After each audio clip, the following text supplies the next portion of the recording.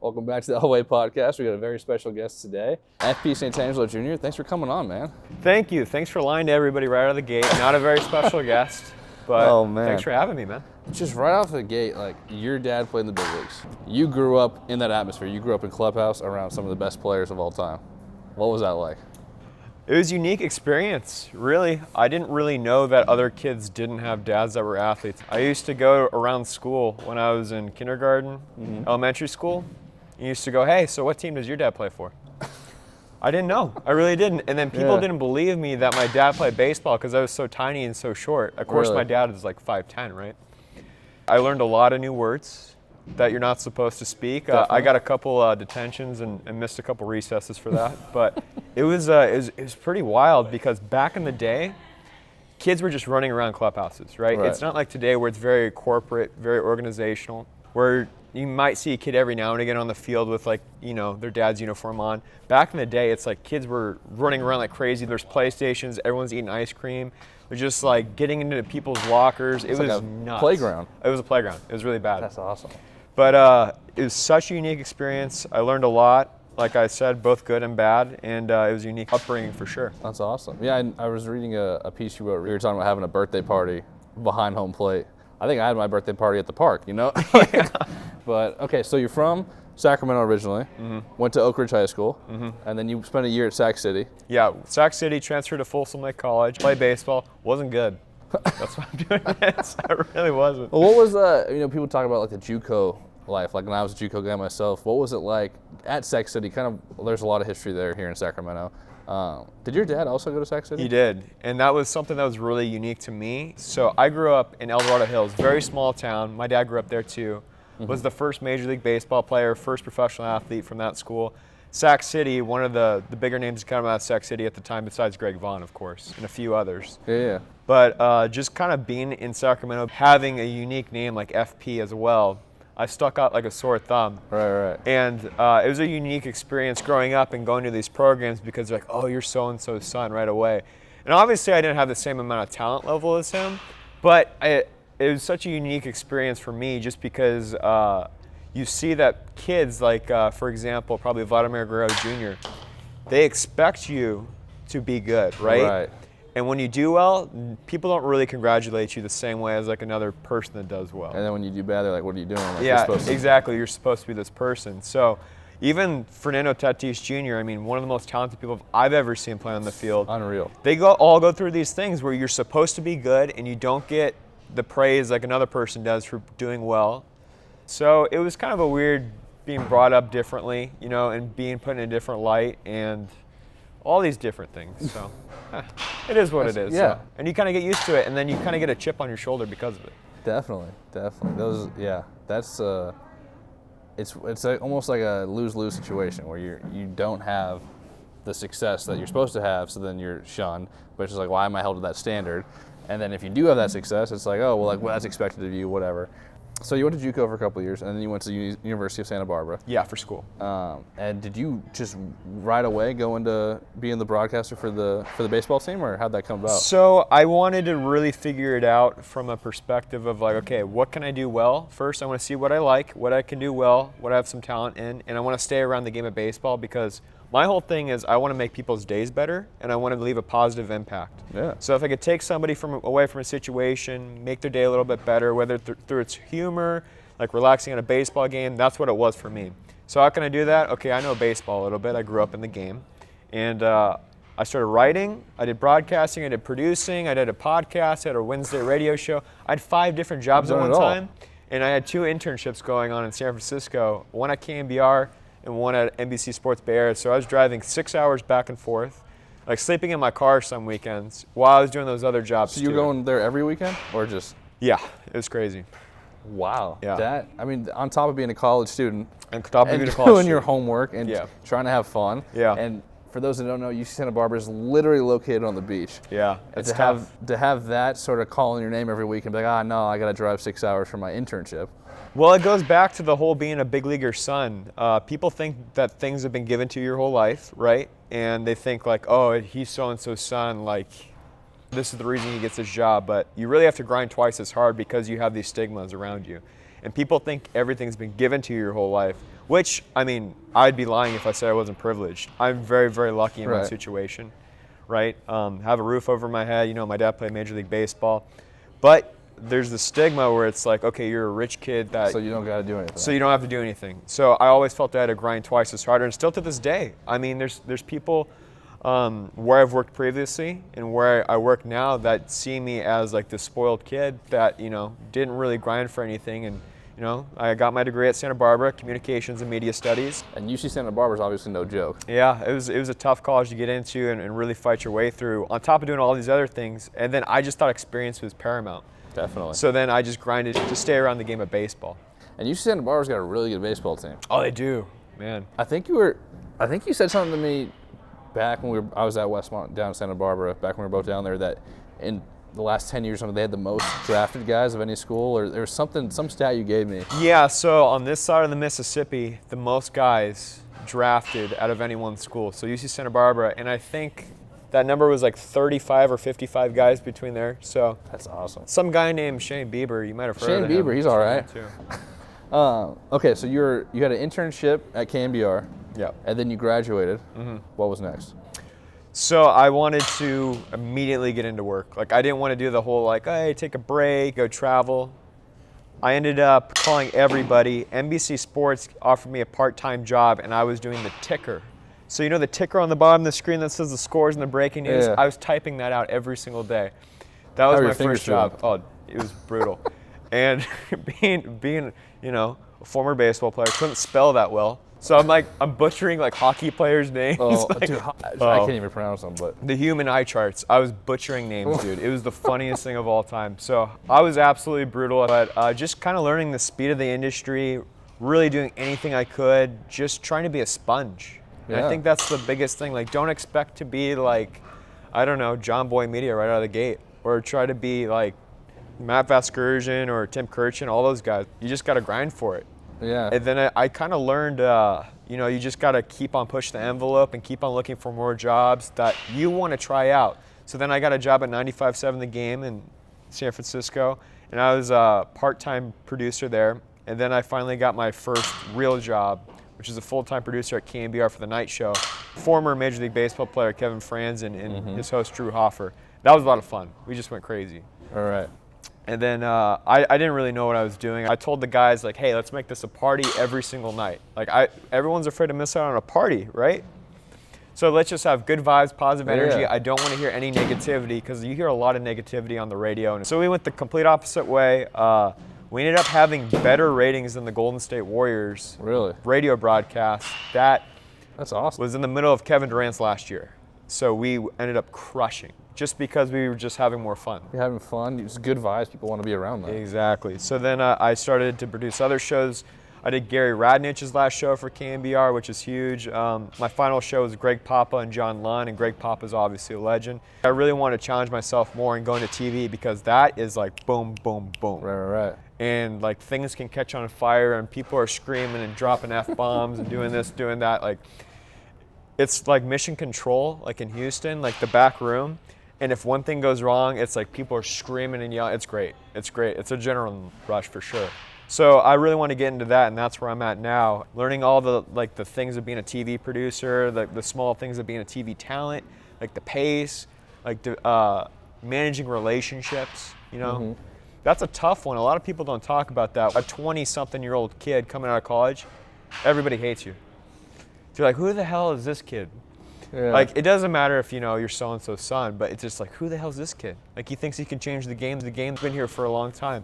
But I think it's good to have that enthusiasm and to have those differences of opinions to really challenge the norm. And that's something that I try to do, and I still try to do to this day. And a lot of my ideas have worked, and a lot of my ideas have failed, but I keep on trying to push the envelope. And my biggest thing is to keep it positive. I think in media today, people are always looking at the negatives. They're writing about what the player did wrong or what happened wrong on the field or the manager's bad decision, which I think it's important to hold people accountable. But what did they do right, too? Did you see this is not baseball related, but did you see the Tiger documentary that just came out? No, I have not yet. There was a scene in there where they were interviewing someone that said there's an obsession amongst American people to see the top dog fall. Yep. With everyone that's in the spotlight, they want to tear them down. They want to highlight their negativity, whatever they're doing wrong, and everyone just wants to focus on the bad 24/7. Yeah, they do.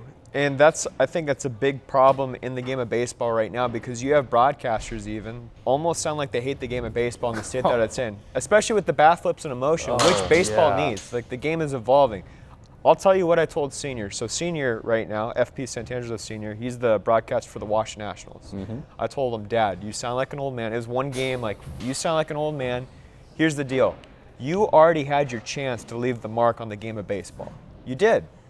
Right? You played hard. You were a 90s guy. You played during the 90s, right? You were the tough guy era, right? You did play the game the traditional way. Look where baseball's at now. The game is declining in popularity. Right. It was all do this one way, and it's tired now. So you had your chance to leave your mark in the game, and you probably did some really good things, you and all your teammates and your generation. But now it's their turn. So let them do their thing. And he goes, wow, I didn't think about that. Okay. Look at you, keeping your old man in check. You have to. You really do. This is another completely off topic, but I remember in my marketing class back in college, they said anything that's invented before you're 30 is like, cutting edge. Anything that's invented after you're 30 is just like, oh, we don't need that. It's trying to change the way we do things. And it's just sort of like, okay, we need to take a step back and be like, hey, just because this isn't the way I did it, maybe this is the what the people want, how the game's fun. Like, if you watch the NFL, everyone celebrates after a touchdown, after even making a good play. And remember, that used to be a penalty. It did. It's ridiculous. NBA, someone gets dunked on. Like, people have emotions. They're doing well. They're playing a game. Like, let the kids play, as the slogan's going. Let the kids play. And I think baseball the past 3-4 years has been doing a fantastic job of really letting them go. I think the players themselves have been doing a great job not policing themselves as much and celebrating with their teammates and not making it too personal. Yeah. Right? So you just going back to what you just said. You said your dad played in the 90s with his teammates. He had some pretty good teammates. Yeah. One, the great Barry Bonds. Yeah. Who you actually wrote a nice little article about, and you were, I think you were talking about you were 4 or 5, maybe, running around the clubhouse and just having a good time. He picked you up and threw you on his shoulders, and people don't know this about Barry Bonds. He loves kids. Like, he will go out of his way to do things for kids, whether sign a bat, sign a ball, just put a smile on their face. Yeah. He would go to children's hospitals with no cameras around. He didn't tell anybody. He would show up unannounced in San Francisco and just, do things for kids to put a smile on their face. That's the kind of guy he is. And it's really unfortunate he became a scapegoat of the steroid era. You can say what you want, but I would reckon, from what I've heard from many people that have played in the era, that most people did do steroids, and it wasn't just Barry Bonds who tarnished the game. I mean, we even know Sammy Sosa and Mark McGwire, the other 2 home run kings at the time that were going back and forth, had their feet dipped into the steroid pool. So it is what it is at that point, but Barry is a great person. And I wrote that article, The Man and the Swing, because I think you need to separate the two. He was a great man.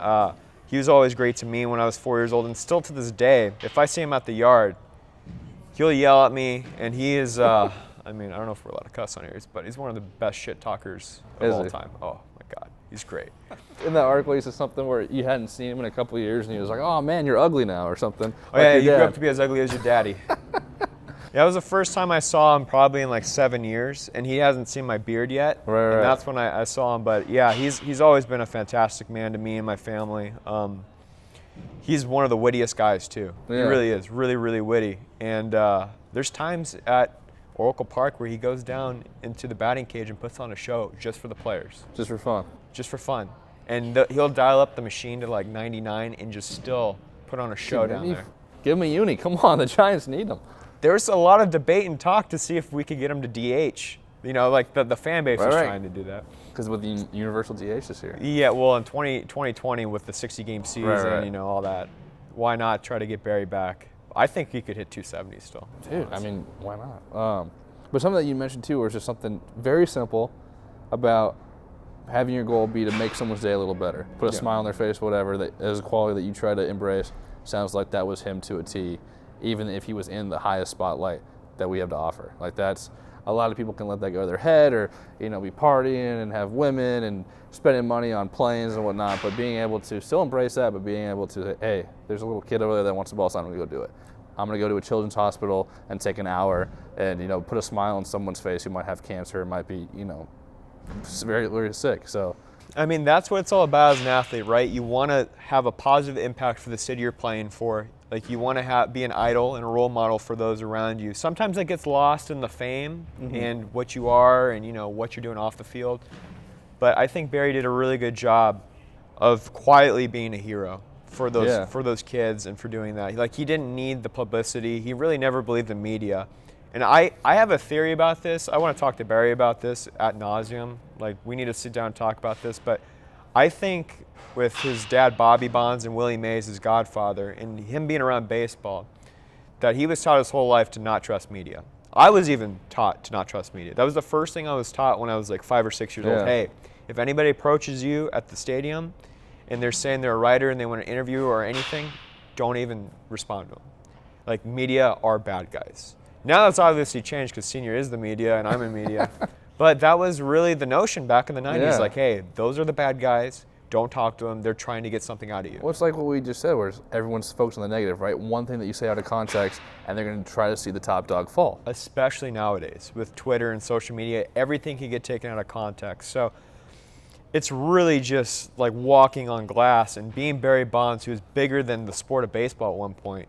You can only imagine him, and then people trying to come after him for reasons of him maybe being a little stern, and then it just kind of snowballed into like, you know what, screw these guys. I'm not going to give them anything. So that's kind of, it makes you think of The Dark Knight. I'm sure you've seen The Dark Knight, where it's like the hero that the people needed, not the one that they wanted. It doesn't take the fame for the glory, but does what the people need. I always think about this. How many jobs would be in baseball today, or how many less jobs if Barry Bonds wasn't in baseball? How many jobs would those writers that won't vote for him and wouldn't even have jobs without Barry Bonds? Isn't that crazy? There wouldn't even be in Oracle Park right now. They'd still maybe be at Candlestick, or maybe the team would have moved somewhere because he really generated that much revenue for the San Francisco Giants. You probably grew up a Giants fan too, with your dad, but I was growing up a Giants fan, just almost got spoiled. Just like, oh, you don't have a Barry Bonds on your team? Like, that's kind of, as you said, like, oh, what team does your dad play for? Like, I don't think I fully appreciated him as a kid just because I didn't know, oh, this is not something normal. Like, oh, that's just our four-hitter. Yeah, that's Barry Bonds. You know, it's funny you say that. I really didn't appreciate baseball players until I was like 12 years old, because I just thought like, oh, there's my dad's friend. Yeah, there's Pedro Martinez, there's Jason Giambi, there's so-and-so, whoever my dad was playing with. It's like, okay, another guy. Man, some final thoughts here. You're still obviously in baseball. You also do some stuff for the Niners, right? Yeah, I would work for the Niners a little bit too, over at NBC. NBC's been great for me. They're really about like pushing the envelope and being positive and doing things the right way. What's the thing you like the most about your job right now?